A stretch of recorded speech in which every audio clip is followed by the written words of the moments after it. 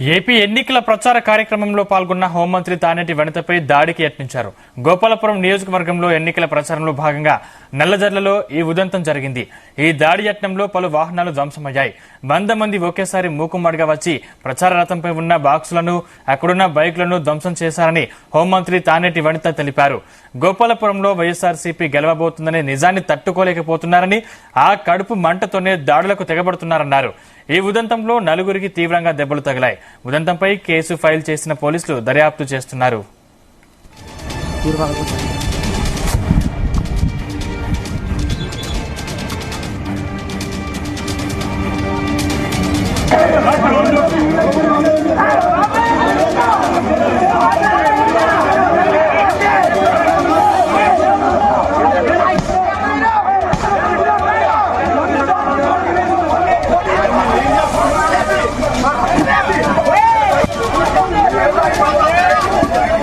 ఈరోజు నల్లజర్ల మండలం అచ్చన్నపాలెం, నల్లజర్ల 2 గ్రామాల్లో కూడా ఈవినింగ్ టైము మేము ప్రచార కార్యక్రమం చేసుకోవడం జరిగిందండి. ఈ ప్రచార కార్యక్రమం 10 కల్లా మేము క్లోజ్ చేసి నల్లజర్లలో మా లీడర్ సుబ్రహ్మణ్యం గారి ఇంటికి వచ్చి మేమంతా కూడా మా నాయకులు, కార్యకర్తలు అందరం కూడా ఇక్కడ డిన్నర్ చేస్తున్న సమయంలో కొంతమంది తెలుగుదేశం పార్టీ నాయకులు రాళ్లతో దాడి చేయడం జరిగింది. అటువైపు రోడ్డు మీద నుండి వెళ్తూ రాళ్లు వేసడం జరిగింది. మన వాళ్ళందరూ కూడా అదంటే వాళ్ళు అరుచుకుంటూ తిట్టుకుంటూ వెళ్తున్నారు. వాళ్ళు వచ్చి చెప్పడం జరిగింది నాకు. అంటే ఈరోజు ప్రోగ్రామ్ చెప్పాలంటే ప్రచార కార్యక్రమం చాలా బాగా జరిగింది. అందరూ కూడా చాలా ఉత్సాహంగా పాల్గొనడం జరిగింది. ఈ కార్యక్రమాన్ని చూసి వాళ్ళు తట్టుకోలేక కడుపు మంటతో ఏవో అట్లా చేసి ఉంటారులే, పిచ్చి పనులు అని చెప్పి సమర్థించుకున్నాం. పెద్దగా పట్టించుకోలేదు.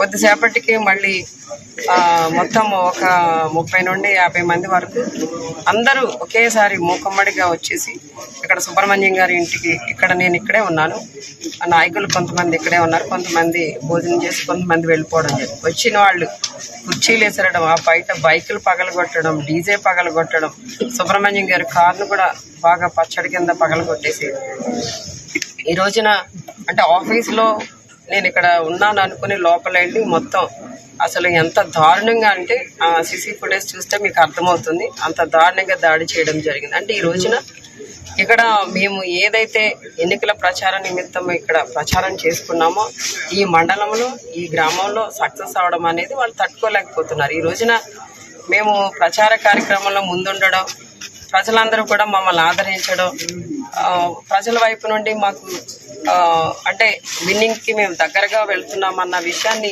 వాళ్ళు తట్టుకోలేక, వాళ్ళు విన్నింగ్కి దూరం అవుతున్నారన్న విషయాన్ని తట్టుకోలేక ఈ రోజున కడుపు మంటతో ఇక్కడ వచ్చి దాడి చేశారు. అసలు ఇక్కడ వాళ్ళు దాడి చేయడానికి సుబ్రహ్మణ్యం గారికి కానీ నాకు కానీ ఎటువంటి గొడవలు జరగలేదు వాళ్ళతో. అలాంటప్పుడు ఎలా వచ్చి ఇక్కడ దాడి చేస్తారు?